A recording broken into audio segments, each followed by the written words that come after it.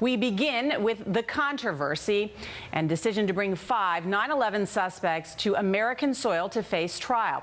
Attorney General Eric Holder announced today that Khalid Sheikh Mohammed, the self-proclaimed mastermind of the attacks, and 4 of his alleged co-conspirators will in fact face trial at a civilian courthouse near the scene of the crime. Holder also said he'll seek the death penalty.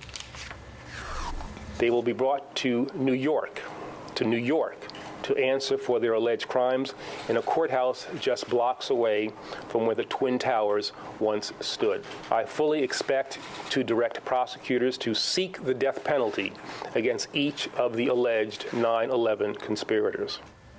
Well, Republican lawmakers are furious about the announcement. Senate leader Mitch McConnell says, quote, the White House's decision today to bring the 9/11 plotters within our borders and into our communities instead of trying them at the secure detention facility at Guantanamo is a step backwards, he says, for the security of our country, and it puts Americans unnecessarily at risk. Well, NBC's Justice correspondent Pete Williams joins me now live. And Pete, explain what the Attorney General said, the reason for bringing these terror suspects to New York.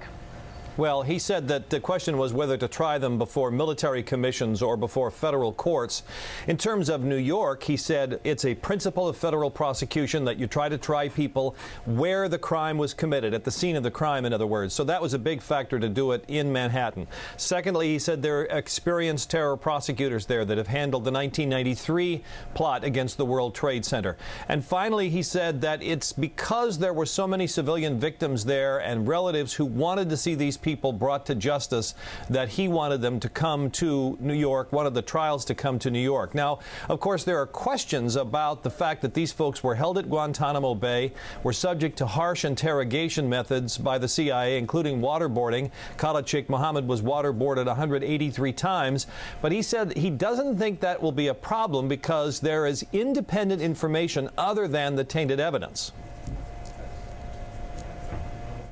I would not have authorized the bringing of these prosecutions unless I thought that in the outcome, we would ultimately be successful.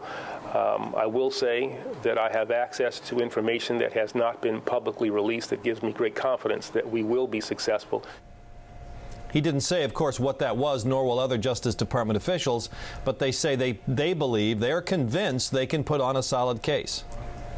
Pete, does this put the safety and security of the American people at risk by having these detainees in the U.S.?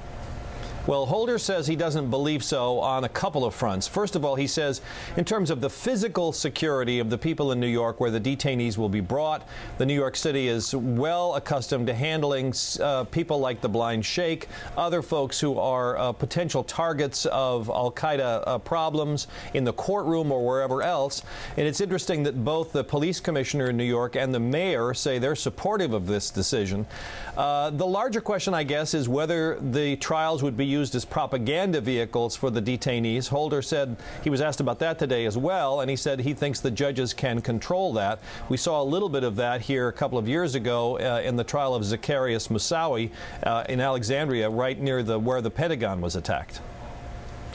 And Pete, if Khalid Sheikh Mohammed had been tried in a military tribunal, could he have been put to death?